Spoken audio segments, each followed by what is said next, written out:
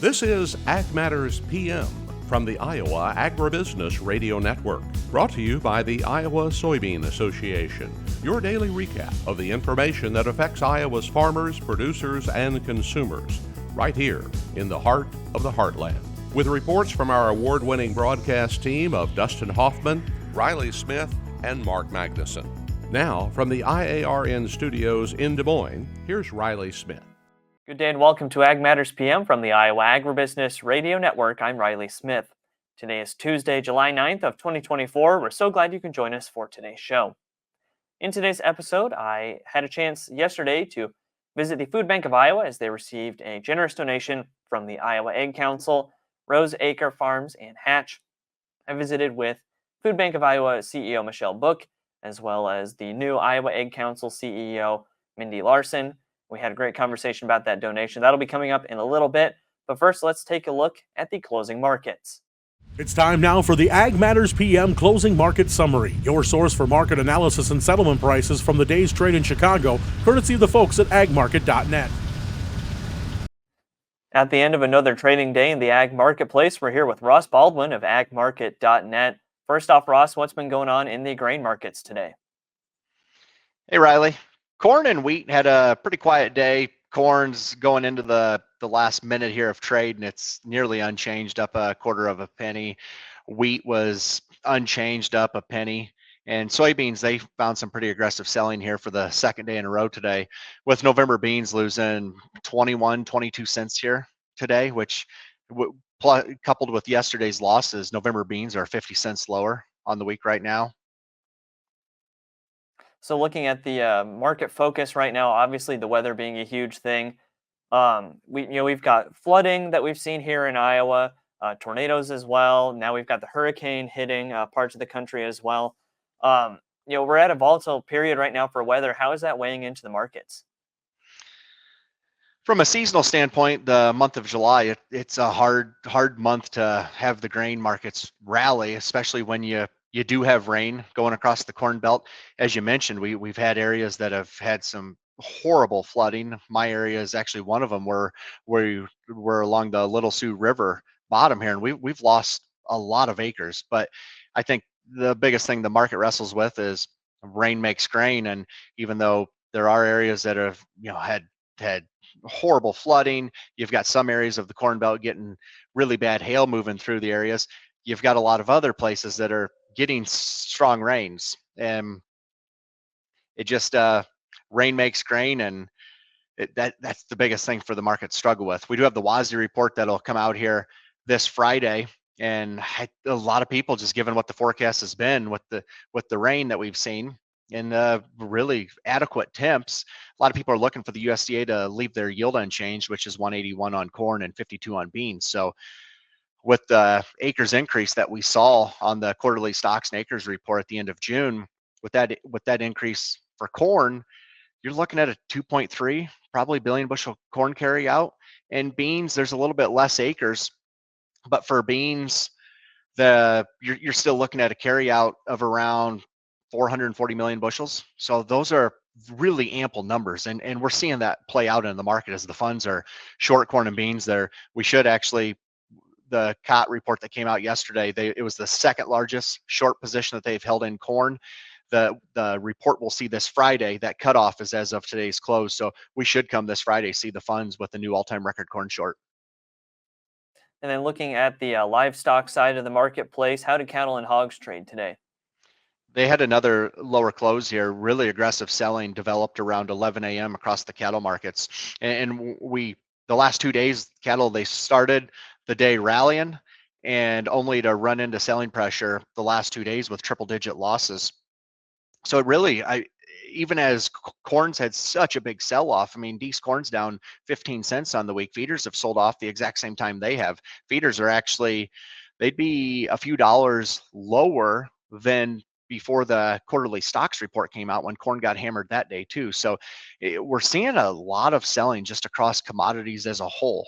And, the cattle market, we've got cash at all-time record highs. Last week's cash averages, it was a new average high across the 5 states. You've got the south trading into the low to mid 90s. The north is in the high 90s. And so we've thrown a lot of bullish news at this market, and the market's just not responding. And it's definitely concerning, especially when you look at what these feeder cattle are bringing. Feeders are at all-time record highs. So I think guys really got to manage the risk here and make sure they're trying to do something with these expensive feeder cattle that they're buying right now across the country. There's no question the cash market for fat cattle remains strong, and that's what these feeders are getting priced off of when we're seeing feeders so strong. Over in the hog market, they had triple-digit losses here today. August lean hogs were down $1.12, and you've got the back month. Some of the back months they continue to make new contract lows. I think Dees Hogs, this was the 4th straight day of new contract lows. Hog production's, it's ample right now, and there's plenty of hogs, and the cash market's been reflecting that. It just continues to weigh on this market. All right, Ross, lots of great information today. For those of our listeners who would like to get in touch and learn more from the folks at agmarket.net, how can they do that? You can reach me at our office here in Anthon. Our number is 712-373-3276, or you can visit agmarket.net. All right, Ross, thanks again for taking the time to visit with us, and we look forward to getting more market analysis from you soon. Thanks for having me, Riley. That again was Ross Baldwin of agmarket.net. We'll take a look at how the numbers close through the market window at iowaagnet.com. September corn up 3/4 cent at $3.94 even. August soybeans down 17 3/4 at $11.31 1/4. August soybean meal down 4.70 at $3.45.30. August soybean oil down 2.14 at $46.95. Chicago wheat up 1.5 at $5.72 even. Kansas City hard red wheat up 1/2 cent at $5.77 3/4. Minneapolis spring wheat went unchanged at $6.17 1/2. September oats down 7 even at $3.01 1/2. On the Merc, August live cattle down $2 at $182.35. August feeders down $3.45 at $255.72. August lean hogs down $112 at $88.40. August pork cutout down $2.50 at $98.75. And July Class 3 milk down 4 cents at $19.76. And that's been a check of the markets here on Ag Matters PM. We're going to go ahead and take a quick break to hear from our sponsor, the Iowa Soybean Association and the Soy Checkoff. And when we come back, I talk with Michelle Book and Mindy Larson at the Food Bank of Iowa about a donation from the Iowa Egg Council. This is Ag Matters PM. Iowa Soybean Association is driven to deliver for Iowa's 40,000 soybean farmers. We're proud to provide objective agronomic research, a helping hand with soil and water stewardship, and timely industry news powered by the Soybean Checkoff. Learn more at iasoybeans.com. Welcome back to Ag Matters PM on the Iowa Agribusiness Radio Network. I'm Riley Smith. Well, yesterday there was a very generous donation from the Iowa Egg Council, Rose Acre Farms, and Hatch of almost 240,000 eggs to the Food Bank of Iowa. Of course, right now there is a heightened need for food across the state in particular, as we are still recovering from tornadoes earlier this year and flood events. So I had a chance to visit with Iowa Food Bank CEO Michelle Book and Iowa Egg Council CEO Mindy Larson about how this donation is going to impact the food bank and where this donation will be going across the state. We are here with Mindy Larson of the Iowa Egg Council, and of course today a very generous donation from the Iowa Egg Council, Hatch, and Rose Acre Farms. Mindy, thank you so much for taking the time to visit with us today and for providing this donation, helping organize that. Tell us a little bit about just how many eggs we have here today. Yes, first of all, would like a huge shout out to our member company, Rose Acre Farms, out of Stewart, Iowa, was the deliverer and provider of the eggs that were sent today. A truckload, an entire semi-load of trucks full of eggs was delivered today, and it's around 240,000 eggs. So if you think about that, that's just an amazing opportunity to be able to help the people of Iowa with hunger needs or just to get them through the week. And sometimes it feels like these meals fly through the Food Bank of Iowa, especially this time of year. We have a lot of disaster relief going on. But eggs is one of those proteins that is packed full of nutrients, and when someone gets that, they can have many meals just from a dozen eggs, right? That's right. Eggs can be used certainly as the main portion of a meal, a side portion of a meal, and everything in between. They can be used for breakfast, lunch, or dinner. And it's a very versatile food that is super helpful for families in need. Actually, anyone, I would encourage you to eat eggs, but in this particular instance for the food bank. Also, fresh foods are welcome and very nice for families to have versus always having canned goods. It's nice to have those fresh items to work into your diet. And again, a huge shout out to Roseacre Farms and their donation, as well as the Hatch program for helping to facilitate this, and the Iowa Egg Council, where I have just started. I am on board just 2 weeks as a CEO of the Iowa Egg Council.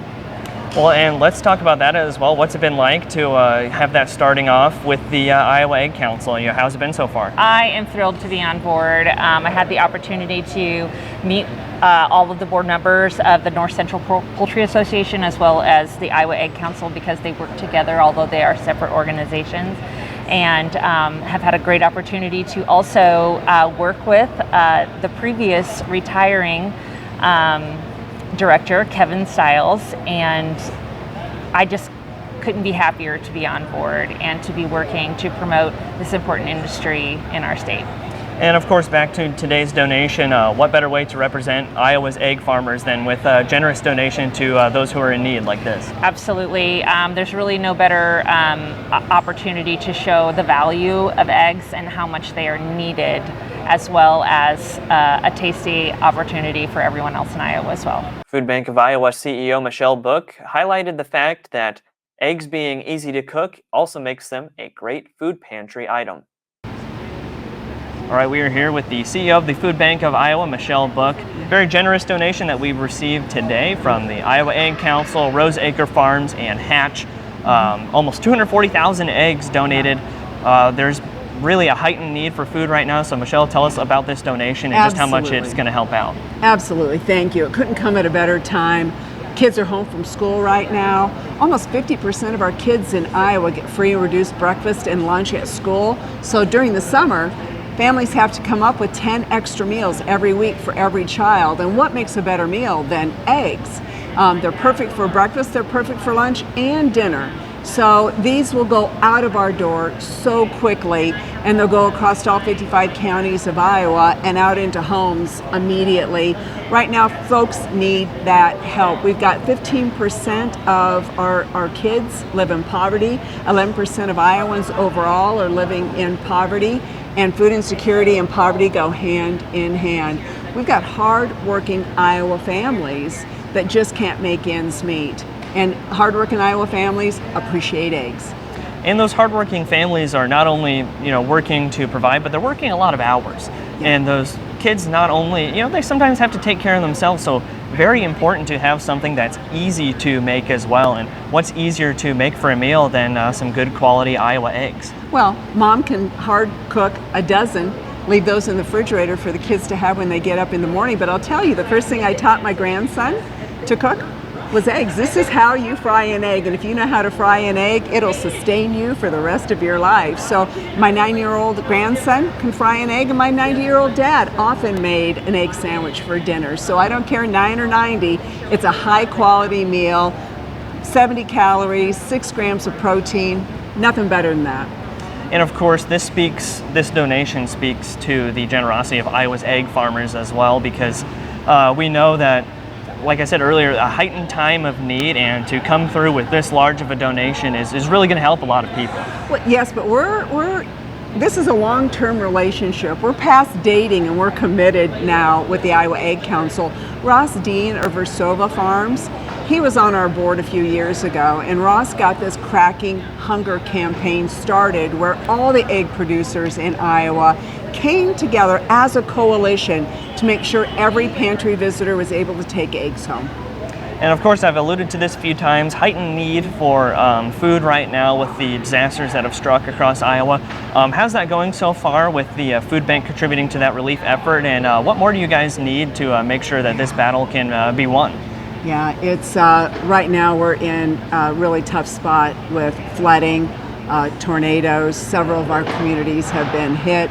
We're on the ground helping those families restore their refrigeration, fill their refrigerators back up again.